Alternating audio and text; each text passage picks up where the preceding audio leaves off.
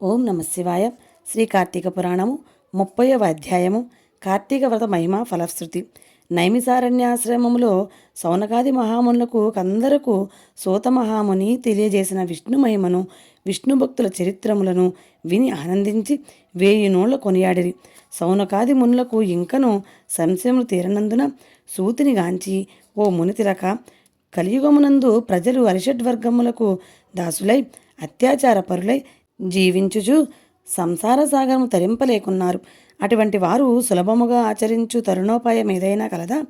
ధర్మమునన్నింటిలో మోక్ష సాధనకు ఉపకరించు ఉత్తమ ధర్మమేది? దేవతలందరిలోనూ ముక్తి నొసంగు ఉత్తమమైన దైవం ఎవరు? మానవుని ఆవరించియున్న అజ్ఞానమును రూపుమాపి పుణ్యఫలమిచ్చు కార్యమేది? ప్రతిక్షణము మృత్యువు వెంబడించుచున్న మానవులకు సులభముగా మోక్షము పొందగల ఉపాయమేమి?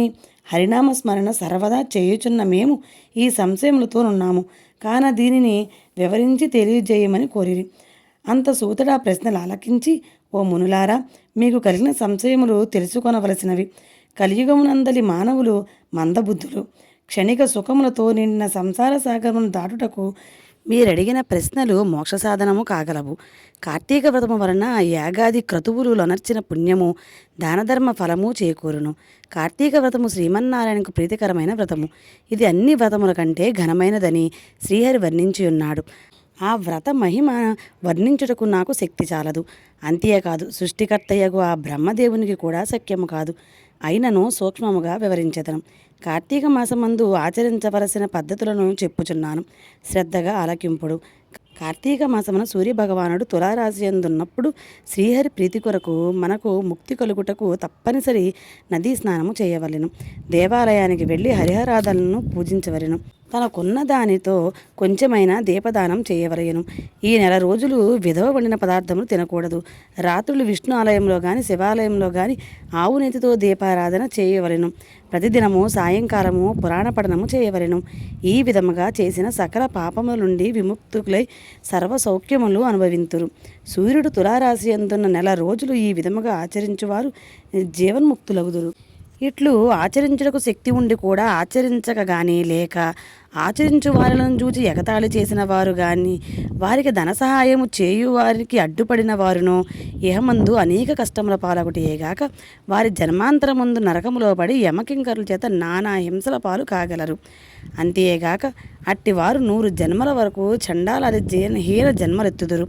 కార్తీక మాసంలో కావేరీ నదిలో కానీ, గంగా నదిలో కానీ, అఖండ గౌతమి నదిలో కానీ స్నానం ఆచరించి ముందు చెప్పిన విధముగా నిష్ఠతో ఆచరించిన వారు ఇహమందు సర్వసుఖములను అనుభవించటేగాక జన్మాంతరమున వైకుంఠవాసులగుదురు. సంవత్సరంలో వచ్చు అన్ని మాసముల కన్నా కార్తీక మాసము ఉత్తమోత్తమైనది, అధిక ఫలదాయకమైనది, హరిహరాదులకు ప్రీతికరమైనది. కనుక కార్తీక మాస వ్రతము వలన జన్మల నుండి వారలనుకున్న సకల పాపములు హరించి మరు జన్మ లేక వైకుంఠమందగలరు. పుణ్యాత్ములకు మాత్రమే ఈ వ్రతం ఆచరించవలనడి కోరిక పుట్టును. దుష్టులకు, దుర్మార్గులకు, పాపాత్మలకు కార్తీక మాసమన్నా కార్తీక వ్రతమన్నా ఏవగింపు అసహ్యము కలుగును. కాన ప్రతి మానవుడు ఈ పరమ సత్యమును గ్రహించి ఇటువంటి పుణ్యకాలమును చేతులారా విడవక ఆచరించవలెను.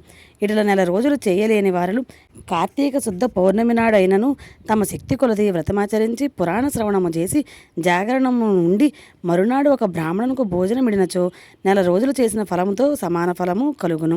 ఈ మాసములో ధనము, ధాన్యము, బంగారము, గృహము, కన్యాదానము చేసినచో ఎప్పటికీ తరగని పుణ్యము లభించును.